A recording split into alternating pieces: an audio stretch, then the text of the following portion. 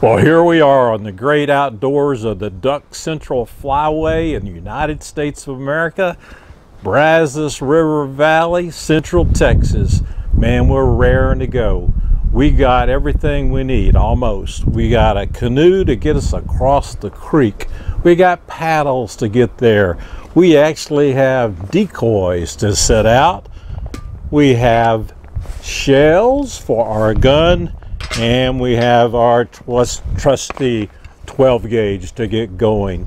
So we paddle across the slough, get our decoys, set them out in the shallows, shove the canoe back up in the woods so the ducks can't see them, and we're almost ready to go.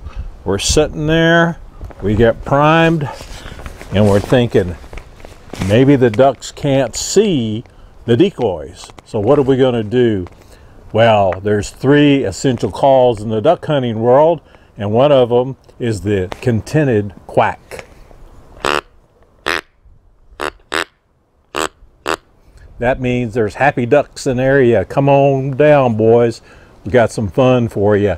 And then there's the whole concept of the contented feeding call, which is a little bit more difficult. Let's see.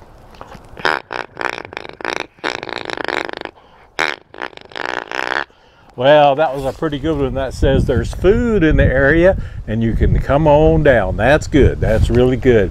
Now, however, if the ducks fly over your head and they keep on going with the northbound wind, then you got to call them back. And what that sounds like is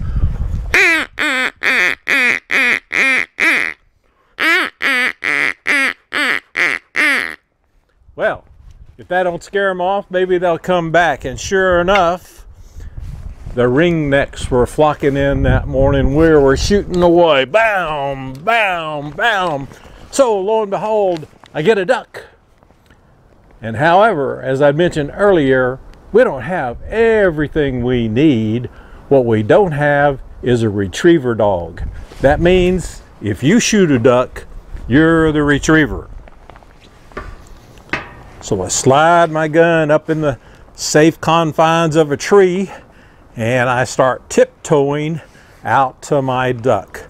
I'm walking away, the water's murky, it's right here, and then all of a sudden I trip over an underwater branch. I start making huge type steps, wondering where this is going to go.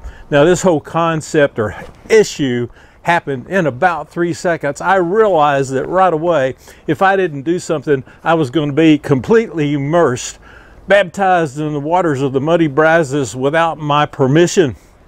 So what I decided to do in a microsecond is to go down to my knees, which I did, and pop back up. I'd be safe. I wouldn't go under, totally under. And so what happened when I did that is the water poured into my waders and poured way down and then filled back up to a strategic male area. Well, I wasn't going to let that deter me. I grabbed my duck. I got back in position. My brother-in-law, who was probably stifling a million laughs, said to me, "Gary, do you need to go in?" I said, "No, we're going to keep going. Where's my gun?"